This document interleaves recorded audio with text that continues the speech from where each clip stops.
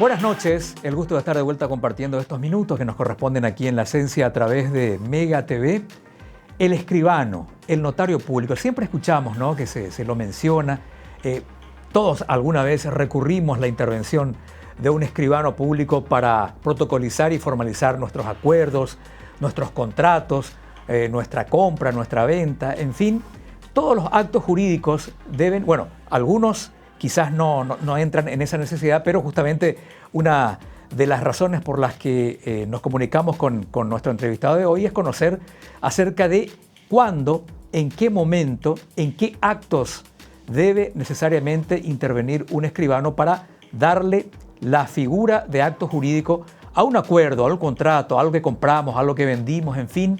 Y también, por supuesto, hablar de algo tan importante últimamente como esto del Registro Único Nacional, a ver un poquito en qué consiste, cuánto tiempo va a llevar terminar ese trabajo, nos conviene, no nos conviene, en fin, tantas cosas para hablar acerca de este tema. Así que sin más, ya voy a saludar y agradecer por su tiempo al doctor Gustavo Soler, presidente del Colegio de Escribanos del Paraguay. ¿Cómo le va, don Gustavo? Gracias por su tiempo antes que nada. Gracias, muy amable, Juan. Bueno, te aclaro que soy Gustavo Benítez Soler. Gustavo Benítez Soler. Así mismo. Bueno, de todas maneras, un placer estar contigo.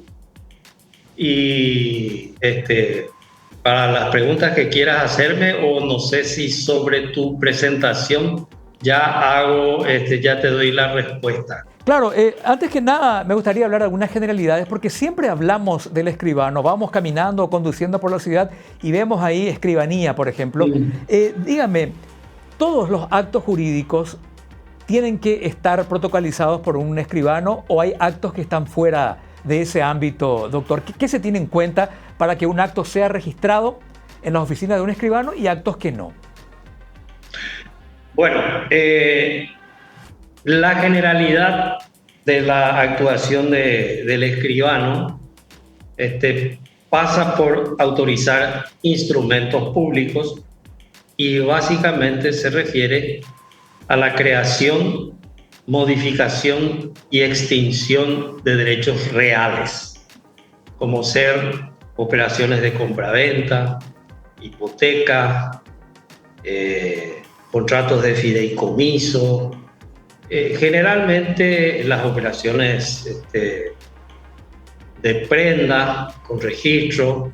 Hay un sinnúmero de operaciones de compraventa de inmuebles, de autovehículos. O sea, tiene un amplio panorama. Indudablemente que existen otros actos que no reúnen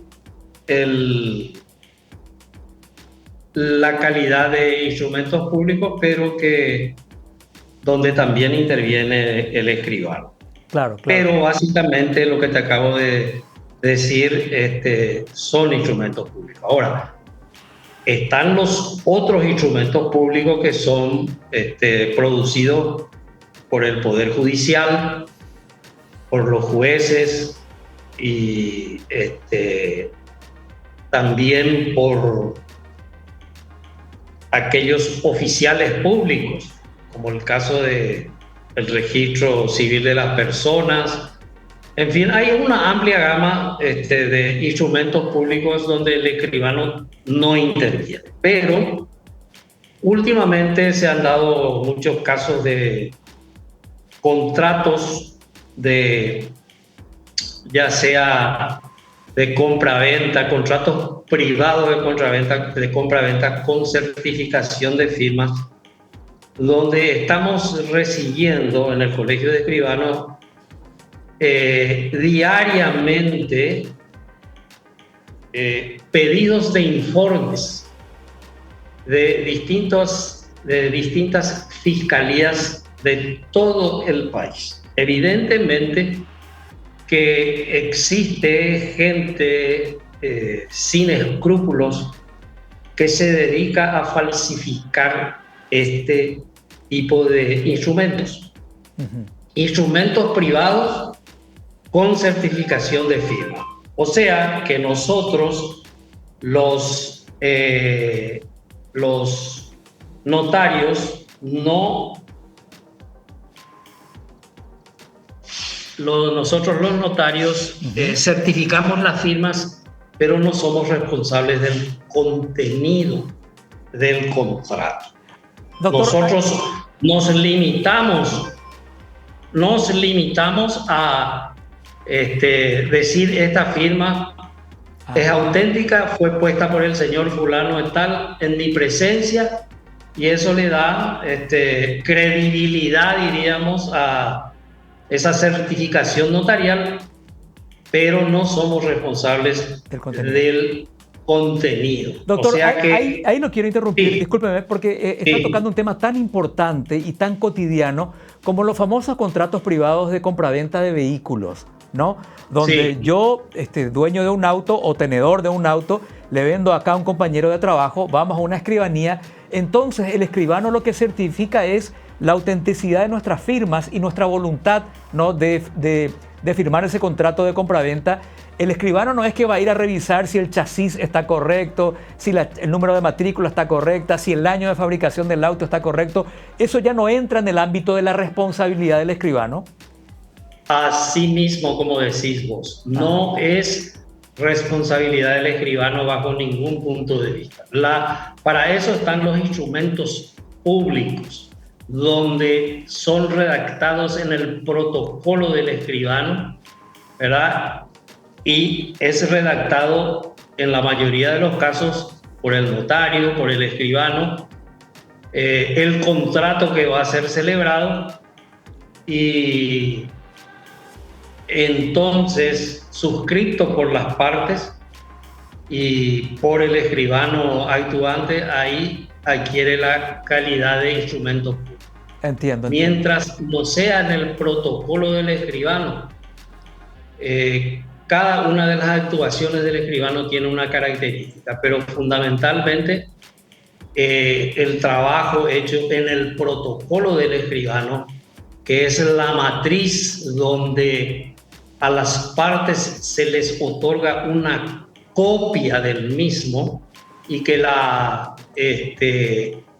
ese contrato original queda en poder del escribano, que forma parte del archivo, y que luego del fallecimiento del escribano eso va al archivo de la Corte Suprema de Justicia. O sea que el que contrató ante un escribano por escritura pública tiene la certeza y seguridad de que va a ir, aún después de fallecido el escribano, después de que se haya cerrado esa escribanía, vaya a encontrar los protocolos en el archivo, que es obligatorio remitir al archivo. Entonces ellos van ahí, pueden obtener por orden judicial, por supuesto, una copia de su contrato, y diríamos que, porque hay mucha gente que pierde sus documentos, y bueno, si el escribano vive, no hay problema. Va, solicita si una de las partes interesadas, y se le otorga un segundo testimonio, tercero, cuarto, de acuerdo a cuántas veces haya perdido. Siempre y cuando justifique el porqué, ¿verdad? Pero categóricamente, solamente los instrumentos públicos tienen la validez y la certeza, no tanto solamente de la gente que firmó, sino de su contenido. Entiendo. Doctor, ¿y esos casos en que uno suele... Voy a poner un ejemplo acá y le pido disculpas a mis compañeros por ponerle de ejemplo. Supongamos que acá uno de mis compañeros me difama, yo considero que estoy siendo difamado por él, entonces suelo escuchar que la gente va a su casa con un escribano, dice, para ver si se ratifica o se rectifica. ¿Realmente ese tipo de actos también tiene que tener la presencia de un escribano, o es una costumbre nomás que tenemos de tener una especie de testigo ahí a nuestro lado, o tiene que ser así? ¿Es una formalización también? Sí, lo que pasa que eso sería ya un acta notaria de intimación. O sea, viene un requirente, dice, bueno, señor escribano, yo necesito que usted se constituya ante el señor fulano de tal, con domicilio en tal parte, y le formule las siguientes preguntas. Y una de esas sería, bueno, ¿es cierto que usted en tal oportunidad, en tal lugar, en presencia de tales personas, ha proferido acusaciones sobre el señor fulano de tal, entonces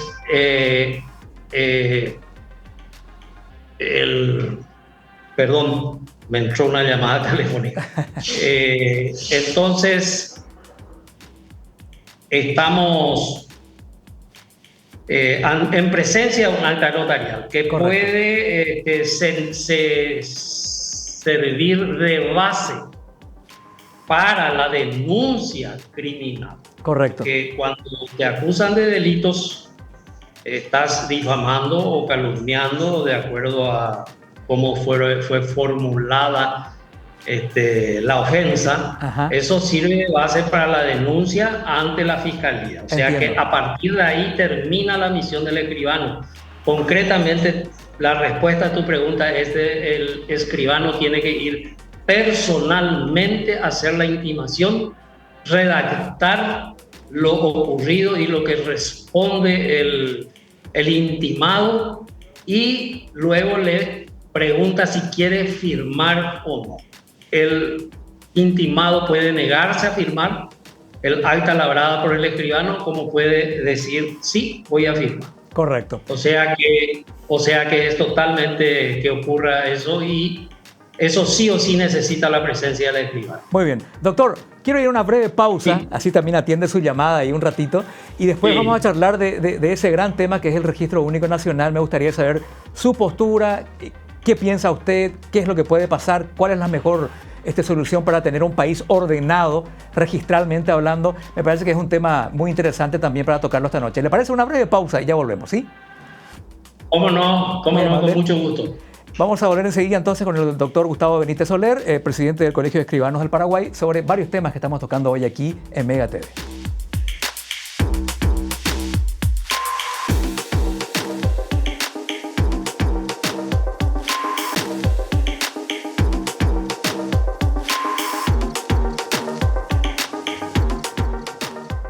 Muy bien, seguimos aquí en La Esencia a través de Mega TV. El doctor Gustavo Benítez Soler tuvo la gentileza de dedicarnos hoy parte de su tiempo para charlar de varias cosas. Hablamos de generalidades al principio, pero está este registro único, que es un proyecto que ha dado comentarios. Realmente estamos en un país que necesita formalizarse, que necesita depurar sus registros, modernizar, hacer uso de la tecnología. Es decir, necesitamos un Paraguay registrado y registrable, ¿no? Que nuestros actos sean registrados correctamente, los muebles, los inmuebles, en fin, tantas décadas a lo mejor de desprolijidad que tendrían que llegar a su fin. Pero, ¿qué es el Registro Único Nacional?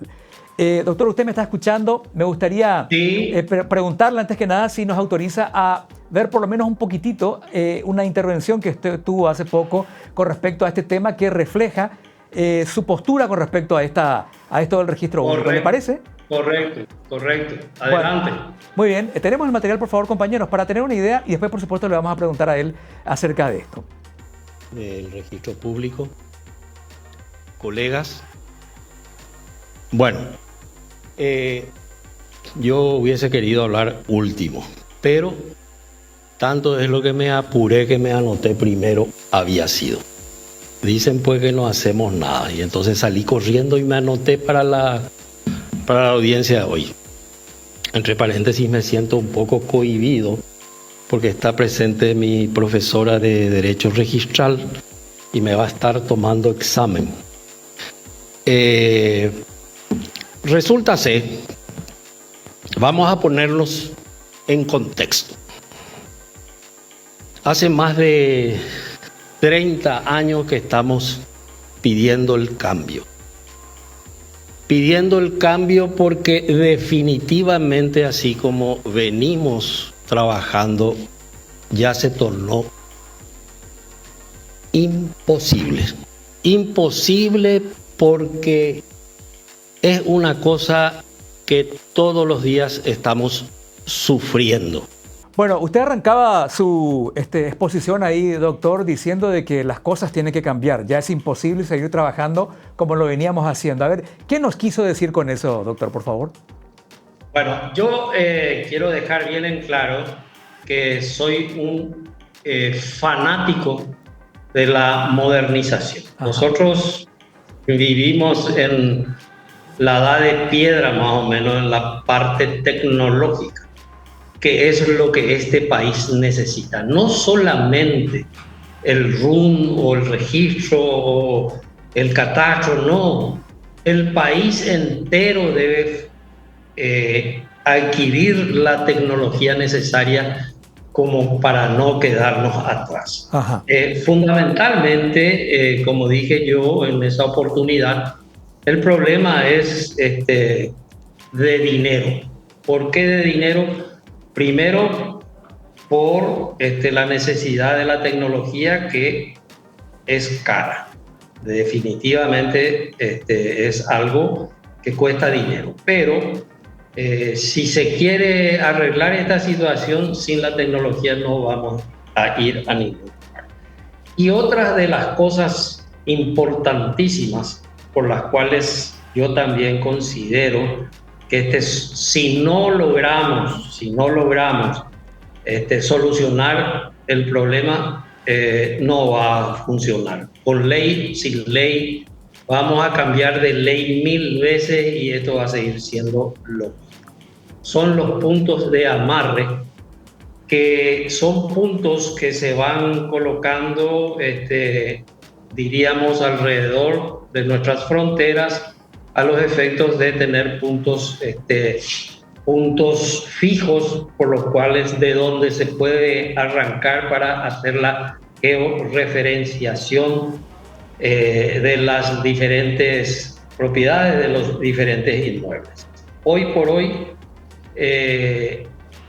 no solamente hoy, sino siempre, las veces que estuvimos solicitando esta cuestión,